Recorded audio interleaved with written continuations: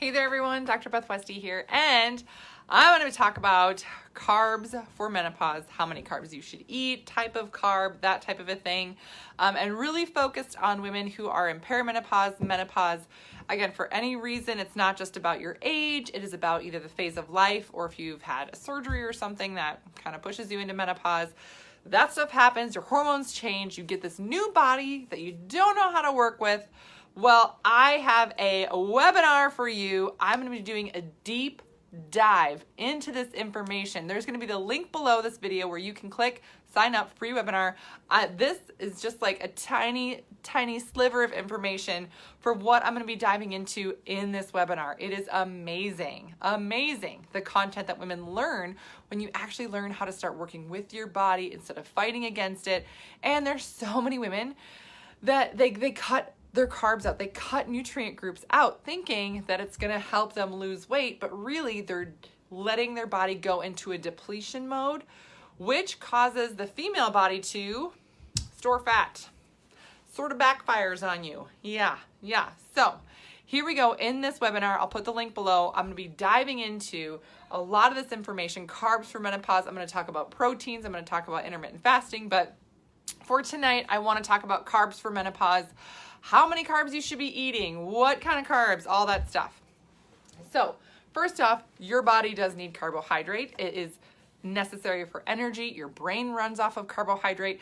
Carbohydrate is also essential, especially when you're eating meals, to help upload the max amount of protein. If you're not having carb, then you're not uploading as much protein as you could. And for women in menopause, you need more protein to do the same job that it used to do, right? So if you're not getting that carb mixed in, you are really missing out on a lot.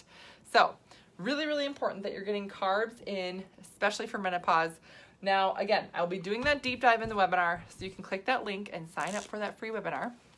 But when I talk about getting a mix in, so this is a blend of, you're looking at simple and then complex, right? Sorry, my writing's a little messy, but simple and complex. A lot of times people think, oh my gosh, I can't have fruit anymore, or I can't eat any type of grain, that's bad, and it's like, okay, well, if you have a food allergy, maybe, but the other thing is that you need both. You need both simple and complex in this balance, right?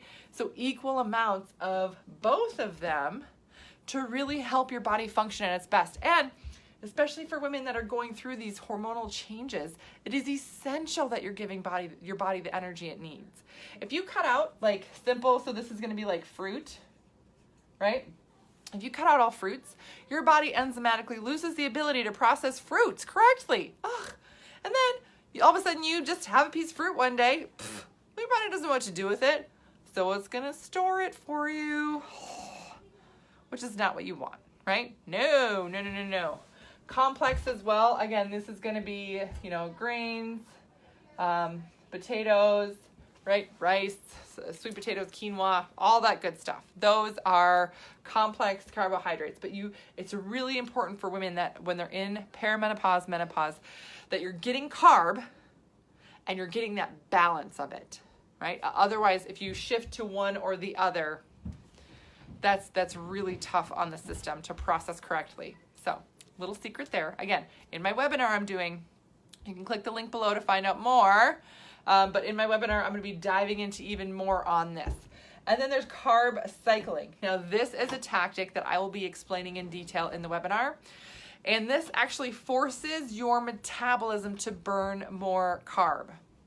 Yeah, very important for women when their metabolism starts to slow down. Women, when they go through perimenopause and menopause, they gain an average of 7 to 10 pounds just across the board for doing nothing, right? Like nothing changed.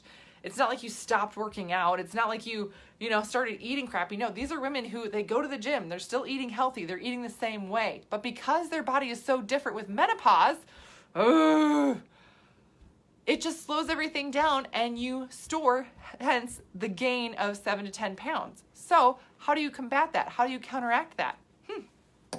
Carb cycle.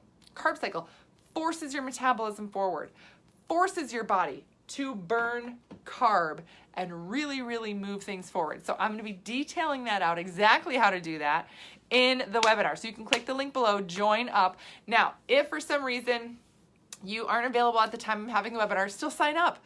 Still sign up. You will be able to get the replay of it, so you will get all the information and content in there sent to you so you can watch it at a time that's convenient. Yes. All right, so that's what I got for you guys today. Thank you so much for tuning in and watching.